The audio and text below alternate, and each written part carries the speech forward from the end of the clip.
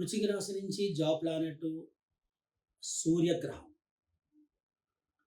సూర్యుడు బాగున్న వాళ్ళందరూ వృశ్చిక రాశి వాళ్ళు బ్రహ్మాండమైనటువంటి జాబ్‌లో డెవలప్‌మెంట్ అవుతారు. అలాగే వృశ్చిక రాశి వాళ్ళకి శత్రు కారకుడు కూడా కుజుడే. అంటే వృశ్చిక రాశి వాళ్ళకి కుజుడు శత్రు కారకుడు, అలాగే సూర్యుడు జాబ్ కారకుడు. రవి, కుజులు ఇద్దరు మిత్రులే. అందుచేత ఎవరికైనా సరే ఈ సూర్యగ్రహం గనక జాతకంలో బాగున్న వాళ్ళకి మంచి జాబ్‌లో డెవలప్‌మెంట్ ఉంటుంది వాళ్ళకి. జాబ్ రీత్యా ఎటువంటి ఇబ్బందులు లేకుండా అధికారవంతమైన జాబులు చేసుకుంటూ పోతారు. ఒకవేళ గనక ఈ వృశ్చిక రాశి వాళ్ళకి చిన్నప్పటి నుంచి కూడా 4వ స్థానంలో ఉన్నటువంటి శని సరిగ్గా లేకపోతే, 4వ స్థానం అంటే విద్యాకారకుడు. వీళ్ళు ఉద్యోగాలు సరిగ్గా చేయలేరు, వ్యాపారాలు సరిగ్గా చేయలేరు.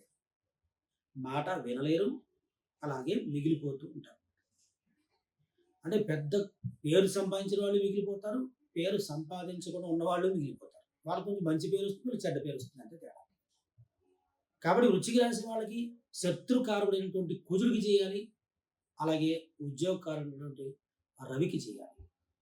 రవి కుజులకి ఎప్పుడైతే వీళ్ళిద్దరూ అంటే వీళ్ళ 2 గ్రహాలకి కూడా వృశ్చిక రాశి వాళ్ళు పూజా కార్యక్రమాలు కానీ, దానం ధర్మం కానీ, సూర్యనారాయణ దండక పారాయణం కానీ, సూర్య నమస్కారాలు కానీ, సుబ్రహ్మణ్య పాశుపత హోమాలు కానీ, సుబ్రహ్మణ్య దర్శనం కానీ ఎవరైతే చేస్తారో వాళ్ళకి వృత్తిరీత్యా, వ్యాపార రీత్యా, ఉద్యోగ రీత్యా, అధికారం రీత్యా డెవలప్‌మెంట్ ఉంటుంది. ప్రమోషన్స్ అంటే ఏదైనా సరే ఉద్యోగంలో ఏముంటాయంటే ఇంకా ఉద్యోగంలో ప్రమోషన్ కానీ, వృత్తిరీత్యా కానీ, లేకపోతే ఏదైనా ఎవరైనా అంటే ఉద్యోగంలో నాకంటే ముందెళ్ళిపోతున్నారు వీళ్ళు, కానీ ఇలా ఉండిపోతున్నాను అనుకునేవాళ్ళు కానీ, ప్రమోషన్స్ ఆగిపోతున్నా సరే వీళ్ళందరికీ కూడా ఈ కుజుడే కారణం, రవే కారణం.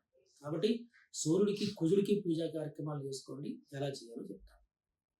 ప్రతి ఆదివారము లేక మంగళవారాలు రవికి, కుజుడికి అంటే సూర్యుడికి, కుజుడికి పూలు, పండ్లు, కొబ్బరికాయ, తర్వాత దీపారాధన, ఎర్రని వస్త్రాలు 2 రవికి, కుజుడికి కూడా ఇలా పూజా కార్యక్రమాన్ని చేసి కందులు, గోధుమలు దానం ఇవ్వండి.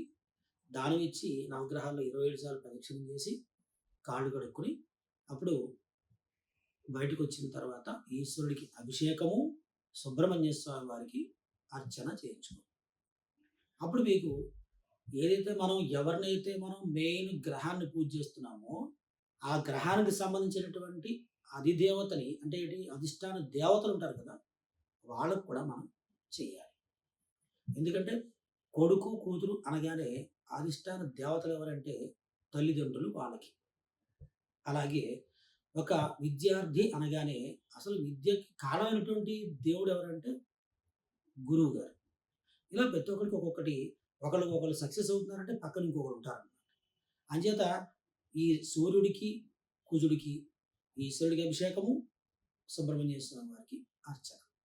ఇలా ఎవరైతే చేసుకుంటూ వెళ్తారో కొన్ని వారాలు మీరే అనుకుని అప్పుడు జాబ్ ప్రయత్నం చేయండి. ఒకవేళ జాబ్ చేస్తున్నారా, అందులో డెవలప్‌మెంట్ లేదా, అది ఖచ్చితంగా అవుతుంది. మీ ఆలోచన బట్టి ఉంటుంది. అంతేకాని మనం ఇలాగా సూర్యుడికి, కుజుడికి 2 కొబ్బరికాయలు కొట్టామండి, బోలెడు డబ్బులు ఖర్చు అయిపోయాయండి అంటే కుదరదు. ఖర్చు అది పెద్ద ఆఫ్టర్ ఆల్ ఖర్చు ఇదంతా కూడాను. ఒక టిఫిన్ చేసినటువంటి ఖర్చు కూడా కాదు. మరి మామూలుగా జనరల్‌గా చెప్తున్నాను నేను. గ్రాంథిక భాషలో కాకుండా. ఏవండీ ఇలా నేను ప్రతి వారం చేస్తే నాకు జాబ్ ఎవడు ఇవ్వట్లేదని జాబ్ ట్రై చేయట్లేదండి అంటే, నువ్వు ట్రై చేయకుండా జాబ్ రాదు. అలాగే నువ్వు కష్టపడకుండా డెవలప్‌మెంట్ రాదు ఇందులో. అంతేగాని మీకు ప్రత్యేకంగా మిమ్మల్ని బాగు చేసేయడానికో లేకపోతే ఏదైనా చెప్పడానికి మామూలుగా శాస్త్రరీత్యా కొంతమందికి తెలియని వాళ్ళు ఉంటారు. వాళ్ళకి ఈ యొక్క పాయింట్ అర్థం చేసుకునే తత్వం ఉన్న వాళ్ళకి మాత్రమే ఈ వీడియోలన్నీ చెప్పడం జరుగుతుంది తప్ప, లేకపోతే మాత్రం దీంట్లో ఎవరో బాగు చేస్తారు అని మాత్రం కాదు. శాస్త్రరీత్యా, ధర్మరీత్యా, అలాగే ఈ జ్యోతిష్ శాస్త్రరీత్యా ఏవైతే ఒక రాశి వాళ్ళకి ఏ గ్రహం ఏమిస్తారనేటటువంటి టాపిక్‌లో కొత్తగా మీకు చెప్పడం జరుగుతుంది. ఖచ్చితంగా మీరు పాటించి ఒక ప్రయత్నం చేయండి. మీకు బాగుంటే మీరే సుఖం అనుభవిస్తారు. లేకపోతే అదే జాబ్ చేసుకుంటూ ఉంటారు. దీంట్లో వచ్చే నష్టమేం లేదు. కాబట్టి ఈ విధంగా మీకు తెలియజేయడం జరుగుతుంది. అలాగే ఈ వృశ్చిక రాశి వాళ్ళకి కొంచెం పట్టుదల కానీ, వాదించే తత్వం కానీ, మొండి పట్టుదల గానీ వదిలేస్తే ఉద్యోగంలో మంచి డెవలప్‌మెంట్ ఉంటుంది. ఇంట్లో వాళ్ళకంటే కూడా బయట వాళ్ళనే వీళ్ళు ఎక్కువగా నమ్ముతారు కాబట్టి అటువంటి విషయాలు వదిలేయండి. ఇంట్లో వాళ్ళు నమ్మడం చూసుకోండి. మీకు అన్నీ జరుగుతాయి. శుభం.